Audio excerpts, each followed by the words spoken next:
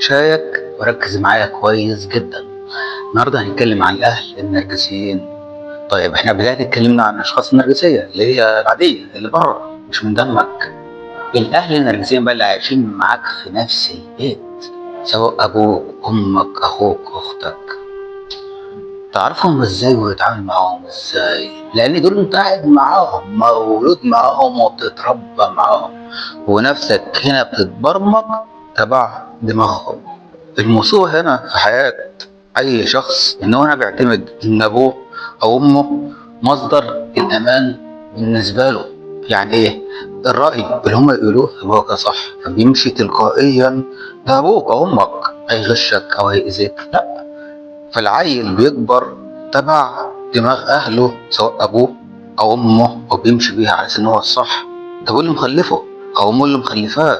إزاي هنا بتكون بتلعب إنها تأذيه، ودي المصيبة. فالعيل هنا ميبقاش عنده دراية ومش فاهم إن ممكن يحصل تلاعب حتى لو من أبوه أو أمه أو أخوه أو أخته، لأن ممكن يكون حد فيهم نرجسي.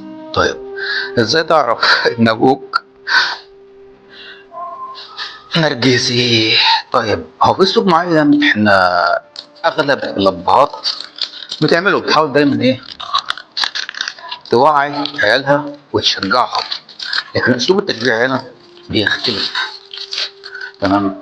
اسلوب التشجيع عن التأديب بيختلف. يعني ايه؟ مثلا لو واحد صاحبه او حتى ابن عمه، الاثنين في نفس المدرسه، مثلا الاثنين في ثالثه ثانوي، تمام، بعد ما النتيجه تطلع وتبان، واحد يمسك ابنه بقى يفشخه، يقول له: شفت ابن عمك يا ابن الكلب يا فاشل، جايب درجات اعلى منك ودخل مثلا ايه هندسه، ده مجموع تجيبه وفي الاخر دخلت مثلا تربيه او تجاره. طيب انت مع عليك بفخامتك وجلالتك، انت ايه دلوقتي؟ بقى دكتور ولا مهندس او ظابط؟ فانت هنا بتدي ابنك حمل فوق طاقته.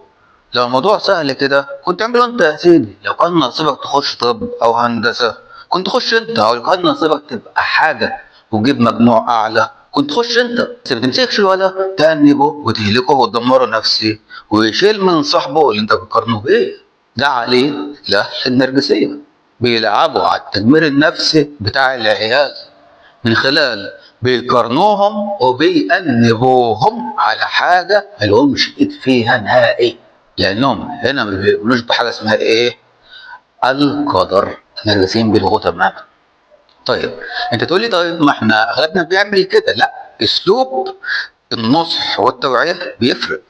أو الأب مثلا يقول لابنه: اعمل اللي عليك، اعمل اللي عليك، وجات ما جاتش دي بتاعت ربنا. يعني اقول له: ذاكر واجتهد وحاول تجيب مجموع، حاول تجيب مجموع، مش تأنبه على حاجة مش بإيديه إن هو يعملها وتهلكه وتدمره وتأنبه. دي هنا نرجسية الأهل. وفي الغالب الأهل بيكون إيه؟ ما يكونش حاجة من اللي هو عايزها، لا، بيحقق أحلامه في ابنه، عايز ابنه هو يحقق له أحلامه اللي هو ما قدرش عليها أساسا. طب أنت ما قدرتش على حاجة، ابنك هيحققها ازاي من غير توفيق ربك؟ وفي الاخر تأنبه وتهينه وتهينه نفسيا على حاجه مش في ايده. ودي نرجسيه الاهل. دايما بيحط في دماغهم ان هو عالي، عالي حتى لو ما كانش اصلا حصل حاجه، مع احترام لجميع المهن.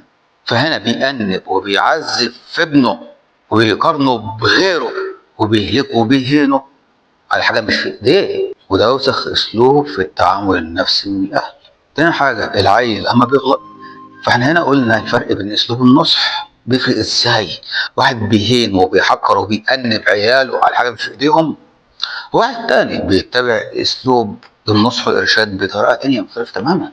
يقول له: اعمل اللي عليك وحاول تجيب مجموع عشان مثلا تخش ايه طب أو هندسة، اعمل اللي عليك. والواد ساعتها ان جاب مجموع خير وبركه، ما جابش خلاص يا ابني انت عملت اللي عليك ونصيبك كده، نصيبك كده.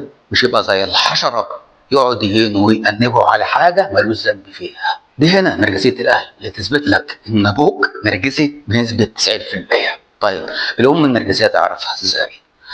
الطبيعي العيل لما بيغلط تقول له: يا حبيبي ما تعملش كده عشان كده غلط غلط غلط، تمام. طيب العيل غلط مره ثانيه، خلاص تعاقبه بحاجه ايه ما تنزلوش من البيت مثلا لمده ايه يومين ثلاثه، الواد بعد كده تدريجيا هيفهم ان الاسلوب اللي بيعمله ده غلط ومش هيكرره. طيب الام النرجسيه بتعمل ايه؟ الولا مثلا يعني ايه وقع ازازه ميه على الارض، بتمسكه تهلكه تطلع ميتين امه بالشبشب. طيب انت شايف الموضوع مستاهل؟ انت نفسك الازازه ممكن هي تقع غصب عنك، هل يستاهل انك تمد ايدك او تهين ابنك بالشبشب او بالجزمه اللي في رجلك وتقولي بتربيه؟ بتربيه ايه؟ انت طلع عقد النقص اللي فيكي في الولد ملوش اي ذنب. فهنا العيل بيطلع نشأته النفسيه خلاص مش لاقي الامان في البيت، بيهلك اللي بره. هل عشان ابوك او امك نرجسيين يطلع العيال كلها نرجسيه؟ لا. ممكن الاهل يكونوا نرجسيين لكن في واحد طفل منهم مش نرجسي والطفل التاني نرجسي. ده بيعتمد على ايه؟ على العقلية وشدة التعامل مع الطفل ده أو ده. الطفل اللي اتقسى عليه أكتر واتهان، الطفل التاني اتقسى عليه أكتر لكن يعتبر إيه؟ ما اتهانش بدرجة أخوه. هنا ده مبقاش نرجسي، ده بيبقى نرجسي لأنه هنا بيبص لأخوه إن هو هنا طب ليه هو بيتعامل معاملة أحسن مني أو ما بيتهانش بشدة زيي. هنا يبدأ نفسيته تتدرب إن هو هنا يبدأ يتلاعب نفسي على أخوه أو أبوه أو أمه أما يكبر. وهنا الرسالة اللي في دماغك اللي وصلت لك دلوقتي لعيل في 3 عيال بيطلع دايما معفرة البيت كله وبيستفز أخوه وبيستفز أخته وبيشعل البيت على حاجة هايفة. طبعا أنت فهمت دلوقتي ده ليه؟ ده نرجسي بيعوض أذاه اللي حصل له من أبوه أو أمه في إخواته وفي أبوه وأمه أما يكبر. فأنتوا هنا الصدمات والجروح النفسية اللي جاية من الأهل كل اطباء النفس بيقولوا صعب تتعالج. انا بقول لكم بتتعالج. ان انت هتفهم ان انت خلاص ابوك نرجسي او امك نرجسيه. ربك هنا بيقول لك ايه؟ هو الوالدين احسانا. الوالدين اللي هم ايه؟ ما بيأذوش عيالهم، بيخافوا عليهم وعلى مصلحتهم وبيحاولوا يريحوهم نفسيا. لكن اللي بيعاديك او النرجسي ده مش ابوك وامك، ده يعتبر ايه؟ عدوك.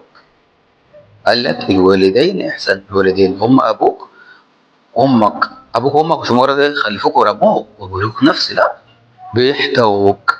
المصيبه هنا في الاهل النرجسيه ان العيل بيعتمد عليهم، هو طفل اعتماد كلي ونفسه بتتاسس بسلوك ابوه او امه معاه لانه دايما بيعتمد ان هم صح، ما يتوقعش ابدا انهم يكونوا شخصيات نرجسيه متلاعبه حتى لو على عيل.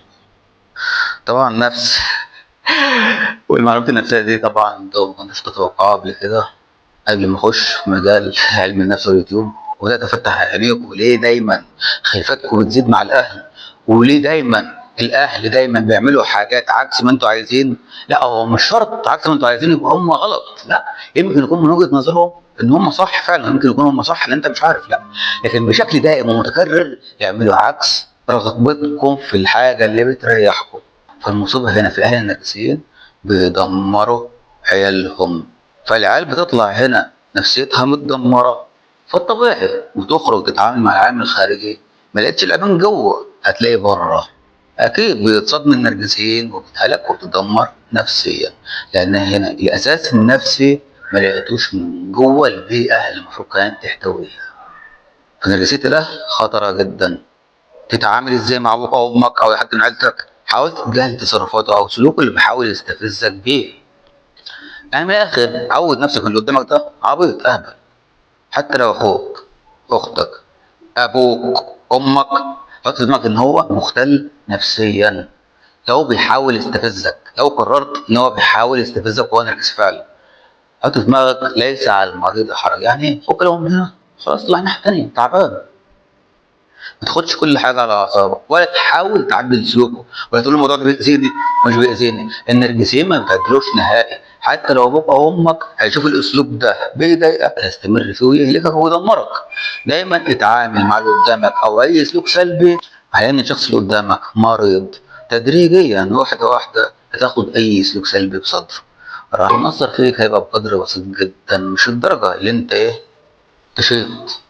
فاعرف ان النرجسيين ما بيغيروش سلوكهم نهائي لكن انت اللي تقدر تغير سلوكك وتتمكن انك تعيش حياتك. بس وده كان فيديو النهارده، اشوفكم باذن الله في فيديو جديد وتصبحوا على خير وكمل بقيه الاكل والشاي.